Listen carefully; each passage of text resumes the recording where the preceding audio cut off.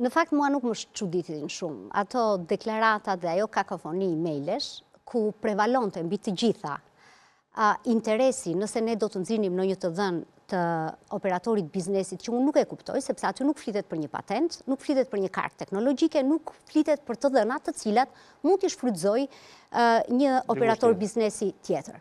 Pra këtu bëhet fjalë për jetën e qytetarit shqiptar. Dhe më besoni, në të gjitha ligjet europiane që kanë cituar, të gjithë operatorët e biznesit bashk, të gjithë të dhënat sekrete që mund të quhen të operatorëve të biznesit nuk prevalojnë qoftë edhe në jetën e një konsumatori. Ne jemi konsumator dhe shëndeti njeriut prevalon mbi të gjitha të dhënat sensitive që mund të ketë biznesi.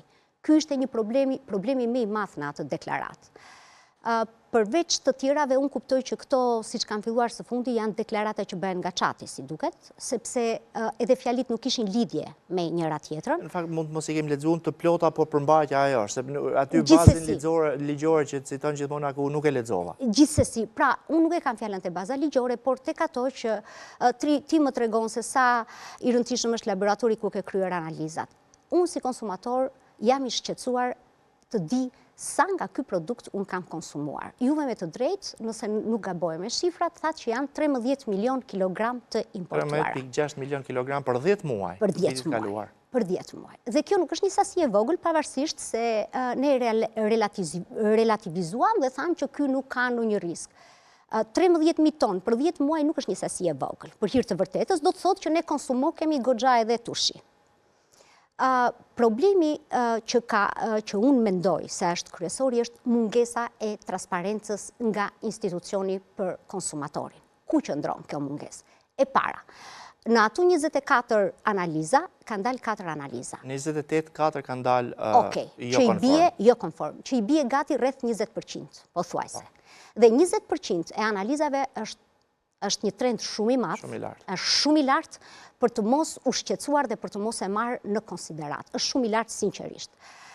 BE-ja ju e dini ka 0,1 deri 0,2%, 2% maksimumi. Pra 20% është 10 fishi i trendit ku ne duhet shkojmë, pra Europës.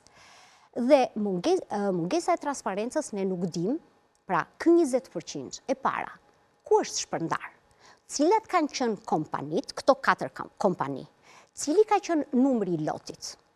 A janë marrë dhe lotet e tjera të kësaj kompanie në treg, pra edhe ato që kanë ardhur përpara, pra që kanë një datë skadence, dhe ato që kanë ardhur pasi është marrë, sepse ju me të drejtë thoni që nga shkurti.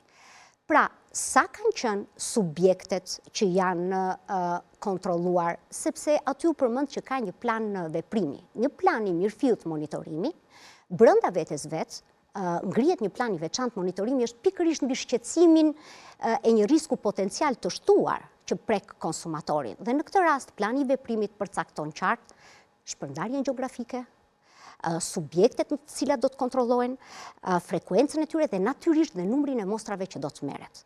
Dhe numri i mostrave, juve me të drejtë përmendët kompani që nuk ishin fare. Duhet filloj pikërisht nga kompanit importuese.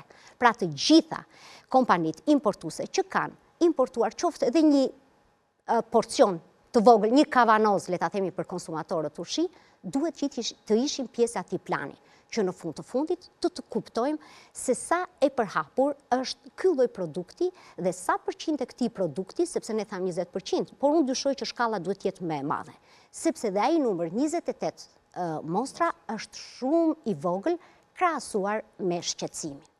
Unë kam doja tjetër të dija nga Autoriteti Kombëtar i Ushqimit nëse trangujt, do të thënë perimet e ndryshme që mund të jenë të përdorur për të bërë turshi, për të marinuar, a janë produkt vendas apo janë produkt importi? Kjo është